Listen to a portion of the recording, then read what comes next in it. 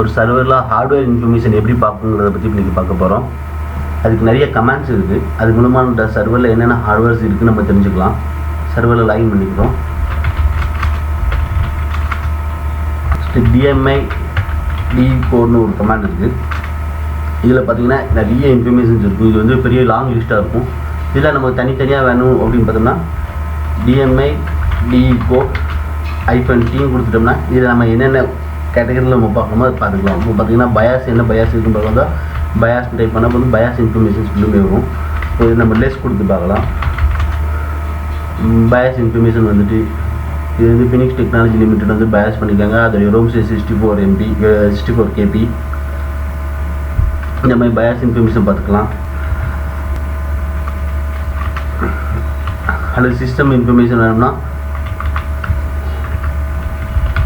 System type பண்ணிங்கன்னா system information வந்துடும். System இன்ஃபர்மேஷனில் பார்த்தீங்கன்னா இது மேனுஃபேக்சர் வந்து VMware விர்ச்சுவல் பிளாட்ஃபார்ம். ஏன்னா நம்ம மிஷின் வந்து VMwareல இன்ஸ்டால் பண்ணிக்கலாம். VMware டீட்டெயில் காட்டுது. இது ஃபிசிக்கல் ஹார்ட்வேராக இருந்துச்சுன்னா அது என்ன மேனுஃபேக்சரோ அவங்களுக்குள்ள டீட்டெயில் காட்டும்.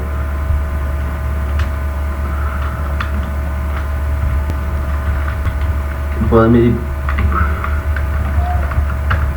இப்போ ப்ராசஸர் செக் பண்ணலாம் தான் ப்ராசஸர் கொடுங்க.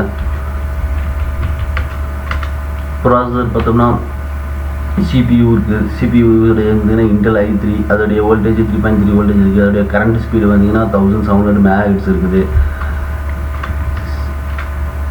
மெமரி பார்க்கலாம் தான் மெமரி பார்த்துக்கலாம். மெமரி பார்த்துட்டோம்னா மெமரி சம்மந்தப்பட்ட டீட்டெயில்ஸ் இருக்கும். Okay, DMI slot 0, RAM slot 0. RAM slot 0ல் தான் RAM மெமரிலேருந்து இருக்குது. இப்போதைக்கு இன்ஸ்டால்டு சைஸ் பார்த்தீங்கன்னா 1 GB இருக்குது. Enabled 1 GB. அது எரர் ஸ்டேட்டஸ் வந்து ஓகே தான், கரெக்டாக அதுமாதிரி தான் இருக்குது.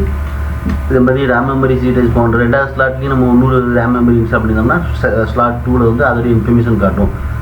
இப்போதைக்கு நம்ம ஒரு ஸ்லாட் தான் RAM மெமரி இன்ஸ்டால் ஆகிருந்தாலும் ஒரு ஸ்லாட்டோட இன்ஃபர்மேஷன் காட்டிருக்கு.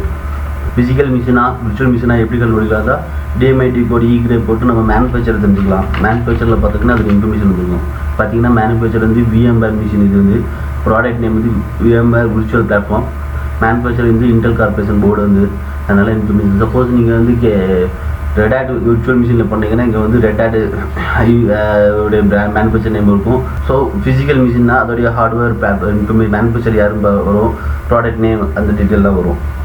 இதை வச்சு நம்ம தெரிஞ்சுக்கலாம் இது வந்து விர்ச்சுவல் மிஷினா இல்லை ஃபிசிக்கல் மிஷினானு.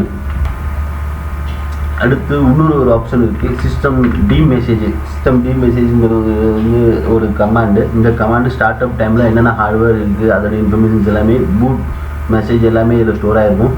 இதுலேயும் நம்ம தெரிஞ்சுக்கலாம் ஹார்ட்வேர் வந்து நம்ம OS வந்து என்ன விர்ச்சுவல் மிஷினில் இருக்கா இல்லை ஃபிசிக்கல் சர்வரில் லோட் பண்ணிக்காங்கன்னு. இதில் பார்த்தீங்கன்னா ஹைப்பர்வைசர் டிடெக்டட் VMware. இப்போ VMwareனா VM வந்துருக்கு. இது நம்ம வந்து ரெட் ஹேட் அதோடைய விர்ச்சுவல் மிஷின் யூஸ் பண்ணிங்கன்னா ரெட் ஹேட் வரும். இல்லை ஃபிசிக்கல் மிஷின் போட்டிருந்தோம்னா அந்த ஹார்ட்வேர் இன்ஃபர்மேஷன் கிடைக்கும். அப்புறம் LSHW ஒரு கமாண்ட் இருக்குது. இது லிஸ்ட் ஹார்ட்வேர்னு ஒரு கமாண்டு. இந்த கமாண்டில் வந்து ஹார்ட்வேர் டீட்டெயில்ஸ் எல்லாமே இருக்கும். இது ஒரு லாங் லிஸ்ட்டாக காட்டும்.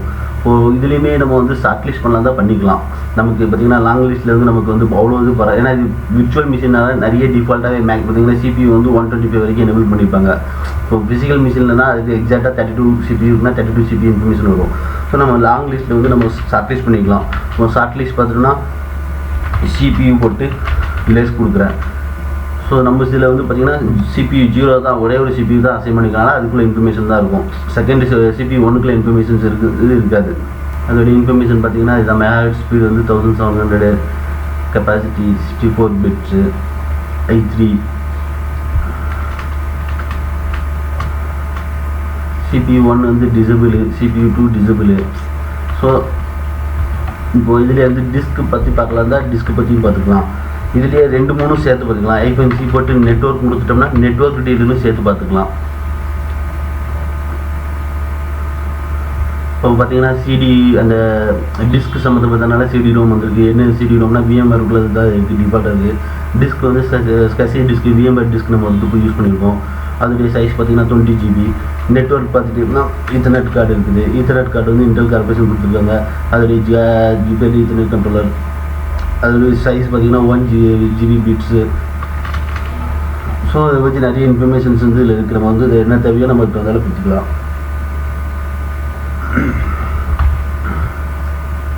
ஒரு LSPCI கமாண்ட் வந்து என்னென்ன PCI ஸ்லாட் வந்து இந்த சிஸ்டமில் இன்ஸ்டால் பண்ணிக்கிறது பார்க்குறது கமாண்டு.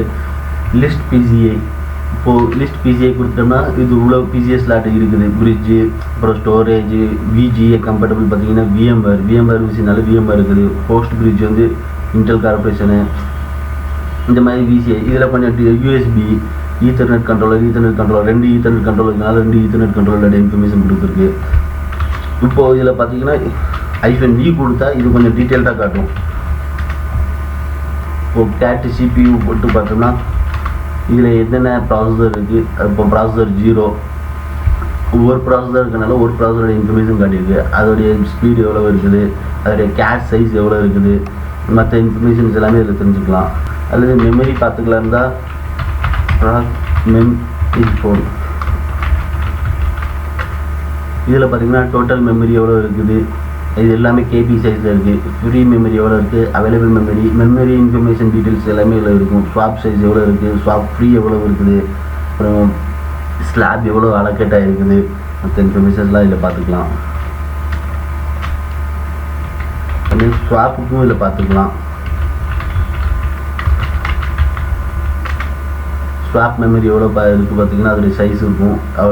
இப்போதைக்கு ஸ்வாப் மெமரி யூஸ் ஆகலை, அதனால் அது இருக்கப்படுது. CIM கொடுத்தோம்னா இது தெரிஞ்சுக்கும். ஸ்வாப் மெமரி வந்து 2GB அலோகேட் ஆகிருக்குது. 2GB 0.